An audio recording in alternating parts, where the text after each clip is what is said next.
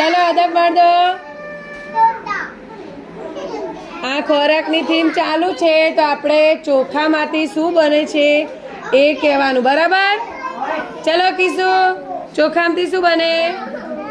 હા, મમ્મી શું બનાવે? શું બનાવે મમ્મી? ખીચડી. ચલો, શું બને ચોખામાંથી?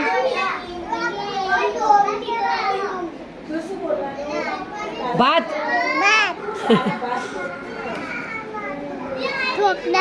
ઢોકળા. Very good. ઢોકળા.